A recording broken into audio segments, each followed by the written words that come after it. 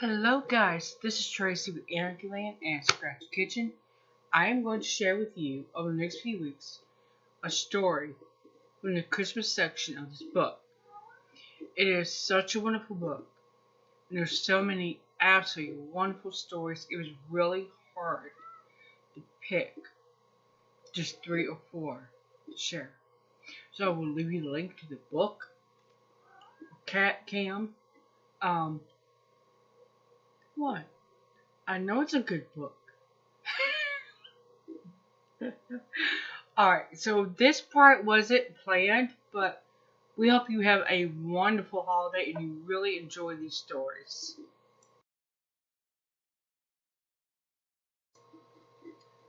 Hello guys, how are you doing? Are you ready for Christmas? Now when you see this, it will be Christmas Eve. Putting it as December 24th. Boy, has this month gone by. Alright, our last story by Lanya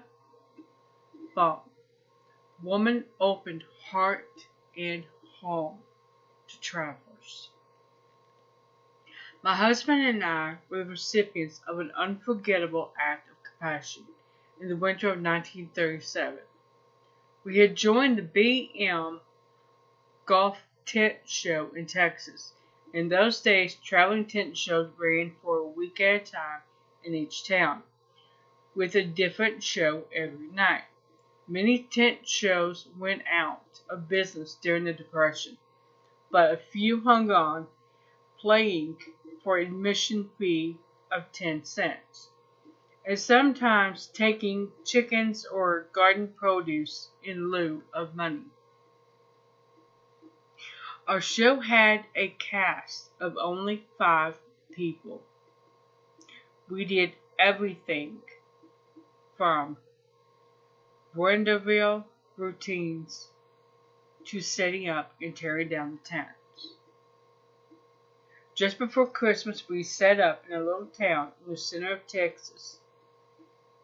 That week, a flu epidemic hit the town and everyone was either ill or had met family members who were ill or feared going to any public gathering lest they become ill. At best, our show operated on a shoestring, so the flu outbreak spelled disaster for us. Nobody came to see the show. We didn't even have enough money to buy gas to get out of town. We were all desperate. We'd been eating at the town's one small restaurant, usually getting just a bowl of chili or a 10-cent hamburger. On Christmas morning, my husband and I had a dime left. We went to the restaurant thinking we could split a bowl of chili, but when we got there, we saw the sign on the door that said, "Closed." The lady who owned the restaurant lived in back, so we knocked, thinking she might at least let us have a cup of coffee, which was only a nickel then. By this time, the other members of our troupe had arrived too.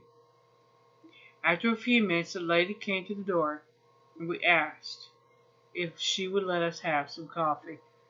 She replied, "I'm sorry, but it's Christmas. We're closed for today."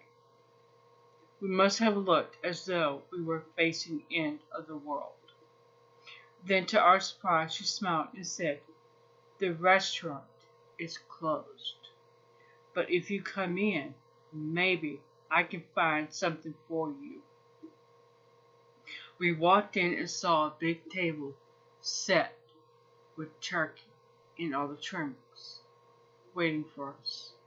The woman told us she knew we'd have no Christmas, and from the way we had been eating all week, she also knew that we were broke.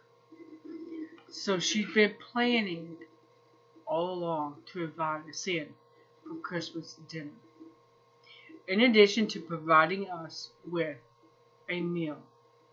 She placed a small gift next to each plate.